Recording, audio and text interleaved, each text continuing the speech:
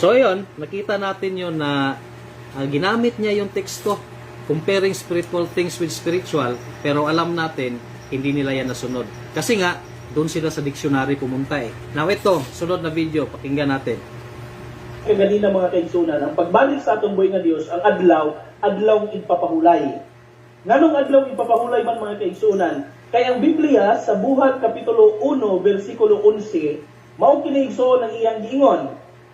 Which also said, ye men of Galilee, why stand ye gazing up into heaven?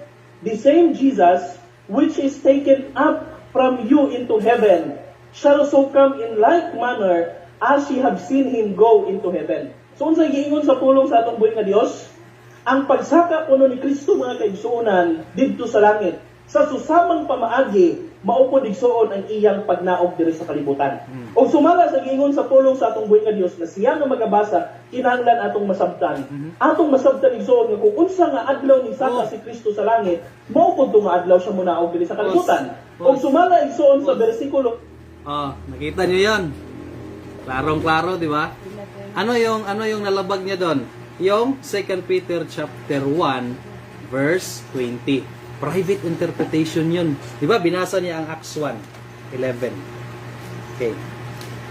Magaling lang kasi silang magsabi na nasunod namin yung tamang pamamaraan sa pag-aral ng salita ng Panginoon. Pero tingnan mo. Anong sinabi sa verse 11?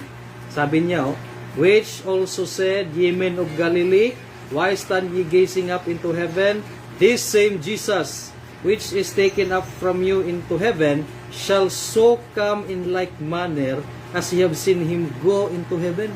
Tapos sabi niya, kung sino daw yung magbasa, dapat maintindihan. Tapos sabi niya, kung ano daw yung araw pumunta si Kristo sa langit, ganung araw din siya babalik. Nandyan ba yan sa teksto? Kung anong araw? Ha? It is manner.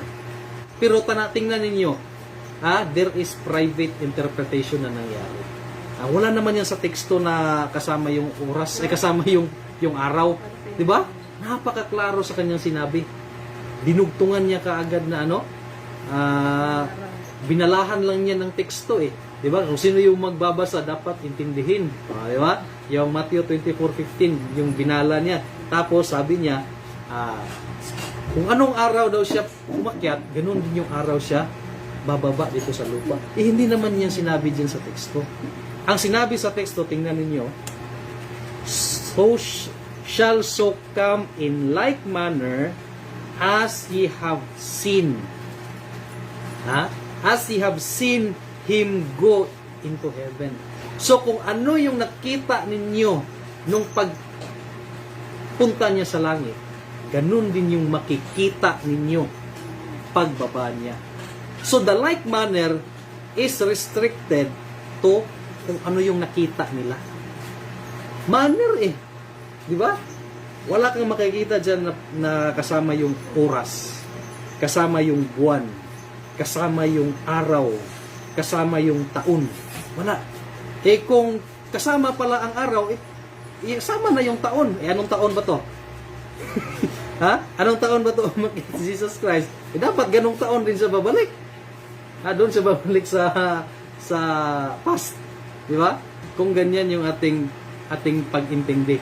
Hindi pwede yan kasi nakaraan na yan eh. Future ang pagdating ni Jesus Christ. So never talaga masasali yung in like manner yung panahon. Kasi maintindihan mo naman eh. In like manner, dun lang yan sa kung ano yung nakita nila. Ano ba yung nakita nila? Inatrasan natin sa verse 9 kaninang umaga. Merong cloud. There is a cloud. Receive him out of their sight. Sa verse 9. Kaya nga kung basahin natin yung Revelation chapter 1 verse 7, tingnan nyo ang 1 verse 7 sa Revelation. Behold, he cometh with clouds. Diba? Pagbaba ni Jesus Christ, merong clouds. Kasi nga, nung pag-akyat niya sa Acts 1:9, merong clouds. So that is the manner. Kung paano siya umakyat, paano niyo siya nakita umakyat, ganun din yung pagbaba niya. Andito lang sa teksto ang sagot.